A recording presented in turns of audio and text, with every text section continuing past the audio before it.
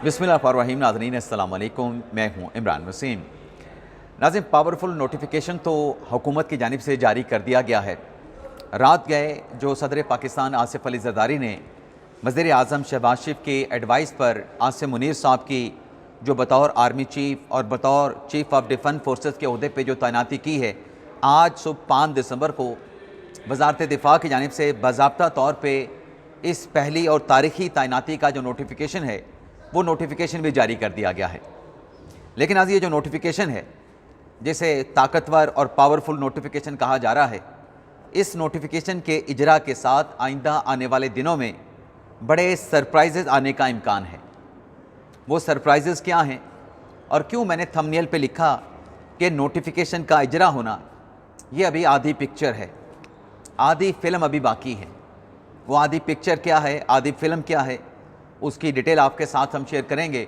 और जो भगोड़े हैं जो बाहर बैठ के पाकिस्तान के ख़िलाफ़, इदारों के ख़िलाफ़, इदारों के सरबराहान के ख़िलाफ़ जो प्रोपेगेंडा करते हैं, जो इदारों और इदारों के सरबराहान के लिए फ़ेक न्यूज़ के ज़रिए, प्रोपेगेंडे के ज़रिए बदनामी का बायस बन रहे हैं, उन्हें पाकिस्तान वापस लाने के लिए क्या फ़ार्मूला तरतीब दिया गया है, क्या फ़ार्मूला बनाया गया है। कुछ और भी अहम ख़बरें हैं, उनकी डिटेल भी प्रोग्राम में आपकी खिदमत में हम पेश करेंगे। लेकिन व्लॉग का आगाज़ करने से पहले आपसे दरख्वास्त के चैनल को सब्सक्राइब कर लें, बेल आइकॉन का बटन प्रेस करें। वीडियो पसंद आए तो इसे लाइक और शेयर ज़रूर कीजिएगा। सबसे पहले नाज़रीन भगोड़ों की बात कर लेते हैं। नाज़रीन, इमरान खान साहब जब वज़ीर आज़म थे ना, नवाज शरीफ इमरान खान की काबीना की इजाज़त से बैरून मुल्क चले गए, बरतानिया चले गए, लंदन चले गए। इसहाक डार भी पाकिस्तान में मौजूद नहीं थे। नून लीग के कुछ और रहनुमा भी पाकिस्तान की बजाय बरतानिया, लंदन में जाके मुकीम हो गए। तो इमरान खान की हुकूमत की तरफ से, ख़ुद इमरान खान की तरफ से, शहज़ाद अकबर की तरफ से और बड़े बड़े तहरीक इंसाफ के रहनुमाओं की तरफ से दावा किया गया कि हम नवाज शरीफ को और जो नून लीग की दीगर क़यादत है उसे पाकिस्तान में ला के दिखाएँगे। लेकिन पाकिस्तान तहरीक इंसाफ की क़यादत और पाकिस्तान तहरीक इंसाफ के चेयरमैन इमरान खान ये सब कुछ करने में नाकाम साबित हुए। अब नाज़रीन, हुकूमत ने जो बेड़ा उठाया है कि जो भगोड़े हैं जैसे आदिल राजा हैं, अब आदिल राजा के ख़िलाफ़ ब्रिटिश कोर्ट से फ़ैसला तो हासिल कर लिया गया। ब्रिटिश कोर्ट से शवाहिद की बुनियाद पे फ़ैसला हासिल करना कोई मुश्किल काम नहीं। लेकिन जो भगोड़े आदिल राजा जैसे या शहज़ाद अकबर साहब वहाँ पर बैठ के जो इदारों के ख़िलाफ़, इदारों के सरबराहान के ख़िलाफ़, रियासत के ख़िलाफ़ या हुकूमत के ख़िलाफ़ जो बातें करते हैं, और फिर इमरान रियाज ख़ान गीला तीतर, उसे तो मारूफ भगोड़ा कहा जाता है, जो ये वहाँ पर बैठ के बरतानिया में, लंदन में कर रहे हैं, जो फ़ेक न्यूज़ की प्रमोशन कर रहे हैं, जो प्रोपेगेंडा को भरपूर प्रमोट करते हैं। अब मौजूदा रजीम ने भी, मौजूदा निज़ाम ने भी इन भगोड़ों को वापस लाने का दावा किया है कि हम इनको वापस लेके आएंगे। लेकिन जो इमरान खान साहब का प्लान था या इमरान खान साहब की हुकूमत का जो फार्मूला था, उस फार्मूले से मौजूदा हुकूमत का, मौजूदा रजीम का इन भगोड़ों को वापस लाने का जो फार्मूला है वो कैसे मुख्तलिफ है। आप नाज़रीन देखें कि मोहसिन नकवी साहब जो कि वज़ीर दाखिला हैं, उनकी तरफ से बाज़ाब्ता तौर पे जाके जो पाकिस्तान में बरतानिया के हाई कमिश्नर हैं उनके साथ मुलाकात की गई और उनके सामने कुछ चीज़ें रखी गईं। एक्सेडिशन की जो दस्तावेज़ात हैं वो भी उनको पेश की गई। लेकिन मुद्दा ये उनके सामने रखा गया कि जो फ़ेक न्यूज़ है, जो इदारों के ख़िलाफ़ हर्जा सराई होती है, जो झूठी ख़बरें फैलाई जाती हैं, ये दुनिया में कहीं भी काबिल बर्दाश्त नहीं है। ना पाकिस्तान के लिए काबिल बर्दाश्त है, ना बरतानिया के लिए काबिल बर्दाश्त हैं। और फ़ेक न्यूज़ को लेके वज़ीर दाखिला मोहसिन नकवी साहब ने ब्रिटिश हाई कमिश्नर से कहा कि हम आपके साथ माजी में तावन कर चुके हैं और ऐसा ही काबिल कदर जो तावन है वो अब बरतानिया से भी दरकार है, क्योंकि बरतानिया की सरज़मीन पर बैठ के या बरतानिया की सरज़मीन को इस्तेमाल करके जो इदारों के ख़िलाफ़ झूठा प्रोपेगेंडा किया जा रहा है, जो हर्जा सराई की जा रही है, जो फ़ेक न्यूज़ फैलाई जा रही है, मोहसिन नकवी साहब ने वाज़े तौर पे ब्रिटिश हाई कमिश्नर जेन मेरिट से कहा कि आज़ादी राय का तो एहतराम है, लेकिन ये लोग मतलूब हैं यहाँ पर पाकिस्तान में मुकदमात में। उन मुकदमात की तफसीलात भी ब्रिटिश हाई कमिश्नर को फराहम की गई। तो वहाँ पर बैठ के ये पाकिस्तान के इदारों के ख़िलाफ़ जो बदनामी का ये लोग बाइस बन रहे हैं, इदारों के सरबराहान की जो ये बदनामी वहाँ पे करते हैं, ये किसी तरीके से काबिल कबूल नहीं। तो लिहाजा इन लोगों की जो कस्टडी है वो पाकिस्तान को दी जाए। अब ये एक मुख्तलिफ अंदाज से बात की गई है, दस्तावेज़ात भी दी गई हैं और ब्रिटिश गवर्नमेंट से माजी की पाकिस्तान के जो तावन बरतानिया के साथ रहा इसी नौयत के केसेस में या इस तरह के मुकदमात में, तो उसी तरह का तावन अब बरतानिया से मांगा गया है कि हमने आपके साथ तावन किया था, अब उसी तरह का काबिल कदर जो तावन है वो पाकिस्तान बरतानिया से चाहता है और इन लोगों को हमारे हवाले किया जाए। अब देखते हैं कि हुकूमत ने एक नया फार्मूला हाई कमिश्नर के साथ मुलाकात करके मुद्दा उनके सामने रखा है कि आपकी सरजमीन अगर पाकिस्तान की रियासत के ख़िलाफ़ इस्तेमाल हो रही है तो ये फिर आपके लिए भी अच्छा नहीं है। अब देखते हैं कब तक हुकूमत जो है, जैसे दावा किया गया है, इन लोगों को पाकिस्तान वापस लाने में अपने कामयाब होती है या फिर नाकाम होती है, ये देखना पड़ेगा। अब नाज़रीन नोटिफिकेशन की बात कर लेते हैं। नाज़रीन सदर साहब ने तो मंजूरी दे दी वज़ीर आज़म के एडवाइस पे और आज वज़ारत दिफा ने 5 दिसंबर से इस बड़ी तकर्री का तारीखी पहली तकर्री का नोटिफिकेशन भी जारी कर दिया है। अब कल जो जे न्यूज़ पे ख़बर चली, अब उस खबर के बाद बहुत सारे हमारे सोशल मीडिया के जो वॉरियर्स हैं वो ये कह रहे हैं कि जे न्यूज़ पे जो खबर चली थी वो बिल्कुल दुरुस्त थी।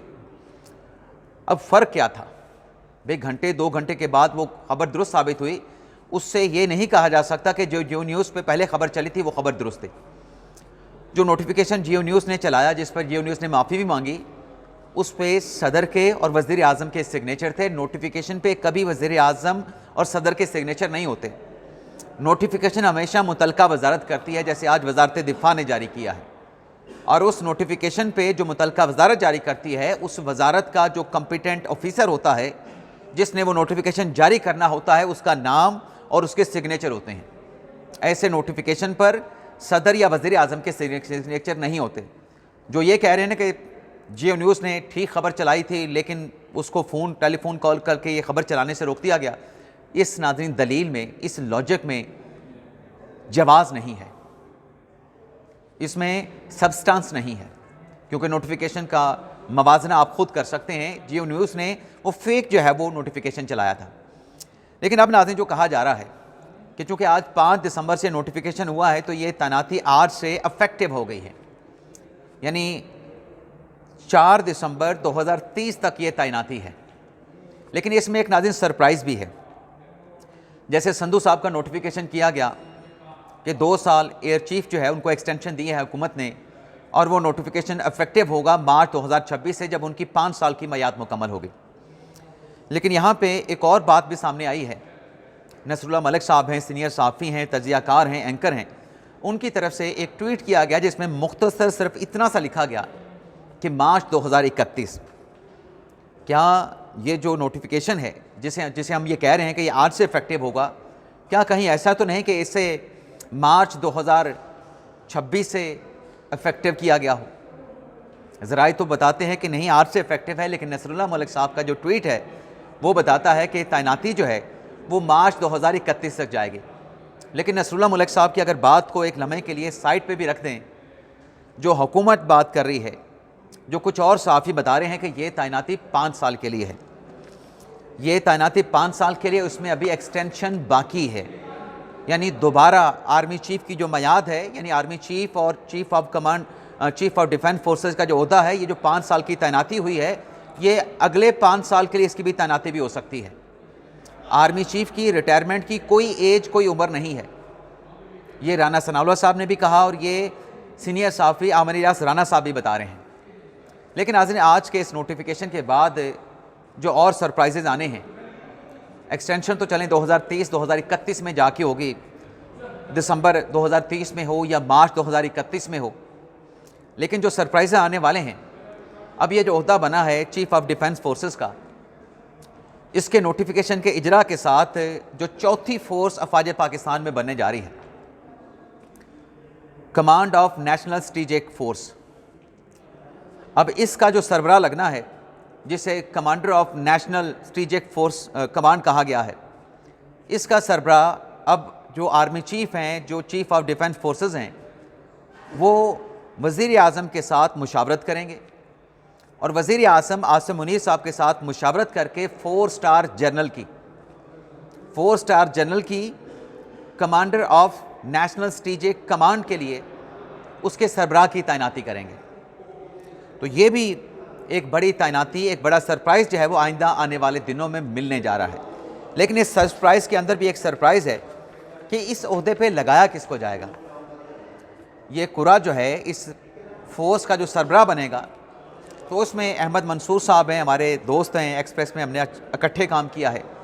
उनके ख़बर के मुताबिक या उनके अंदाज़े के मुताबिक जो मौजूदा DGI हैं आसिम मलिक साहब, उनको भी इस ओहदे पे commander of national strategic command का सरबराह लगाया जा सकता है, या किसी और को भी अगर लगाया गया तो जो भी 4 स्टार लेफ्टिनेंट जनरल इस ओहदे पे सरबराह के तौर पे लगेगा, उसके बाद फिर अफवाज पाकिस्तान में मेजर जनरल के जो ओहदे हैं, मेजर जनरल्स को जो है वो लेफ्टिनेंट जनरल के ओहदे पे ओहदों पर प्रमोट किया जाएगा।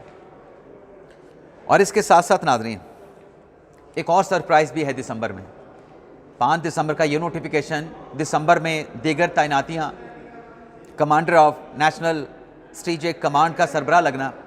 लेकिन दिसंबर में ये ख़बर भी है कि फैज़ हमीद साहब के कोर्ट मार्शल का फ़ैसला भी होगा, और इस फैसले में जो फैज़ हमीद से मुतल्लिक आएगा मिलिट्री कोर्ट से, इसमें फिर इमरान खान साहब का घेरा भी तंग होगा, यानी इमरान खान का भी मिलिट्री कोर्ट में जाके आगे ट्रायल हो सकता है।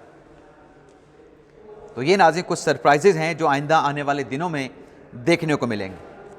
लेकिन शहजाद अकबर साहब, जिनकी वापसी के लिए मोहसिन नकवी साहब ने ब्रिटिश हाई कमिश्नर से रुजू किया है, उनसे मुतल्लिक एक ख़बर यह है कि जो जुलाई 2025 में उनकी जानिब से इदारों के खिलाफ मुतराज़ा ट्वीट्स किया गया था, जिस पर NCCI ने मुकदमा दर्ज किया था, इस मुकदमे में गैर हाज़िर होने पे, हाज़िरी यकीनी ना बनाने पे मुतलका जो अदालत है, जुडिशल मजिस्ट्रेट मोहम्मद अब्बास शाह साहब ने जो है वो इनको इश्तिहारी करार देने का ऑर्डर जारी कर दिया है।